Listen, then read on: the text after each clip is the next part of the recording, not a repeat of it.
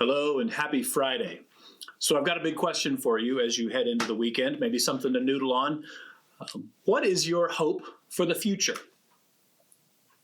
So I ask a question like that and your mind might immediately go to something that's coming up. So maybe your hope for the future is that you'll get enough work done today that you can relax over the weekend. Or maybe your hope is that you'll have a good family vacation this summer.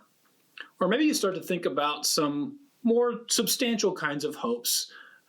You're hoping to get a good diagnosis when you go to that next doctor's appointment, that some healing is happening for an illness maybe that you've been dealing with, or that there's going to be some healing in a relationship, that you'll grow deeper in connection with some people in your life that you felt distant from.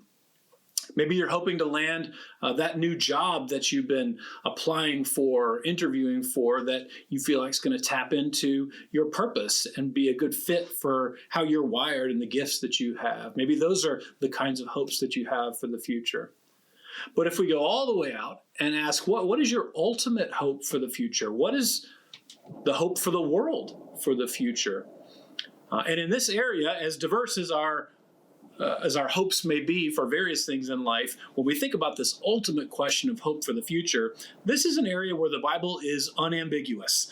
It's clear our ultimate hope, the ultimate hope for the world, is that Jesus is coming back. And when he does, he's going to make everything right in the world and usher in his eternal kingdom.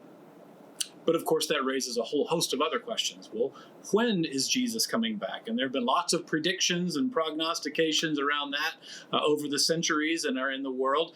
Are the things that are happening around us signs that he's coming soon?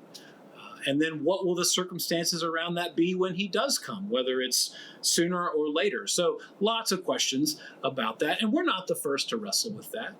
Christians over the centuries, all the way back into the Bible times, have asked the questions around Jesus' return, and we see it touched on in a few places in the Bible. So we're going to go into a series over these next few weeks. We're going to spend 4 weeks in 1st and 2nd Thessalonians, where we see some of this teaching on the return of Jesus and the hope that it can bring us.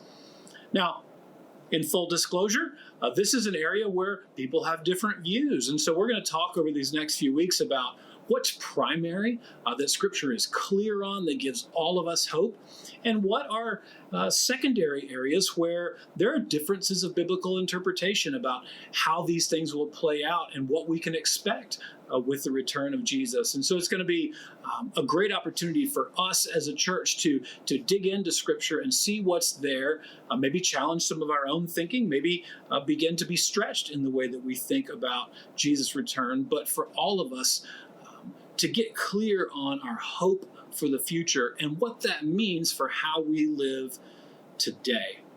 So I'm looking forward to this time together. I hope you'll join us starting this Sunday, either online or preferably in person. I hope you'll join us as we look to our hope for the future, rooted in the promised return of Jesus.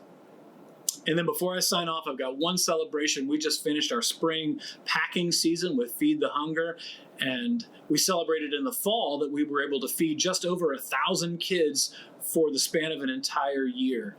And I'm excited to announce that we did the same this spring. So if you were a part of our spring packing season, especially if you invited someone to come and pack with you that maybe doesn't attend our church or doesn't have a church family to attend, we packed enough meals to feed another 1,000 kids for a year. So we're super excited about that. It's a great partnership and an opportunity to make a difference in the world from right here in Lake Norman. So we're excited about what's happening in the life of our church, in our community.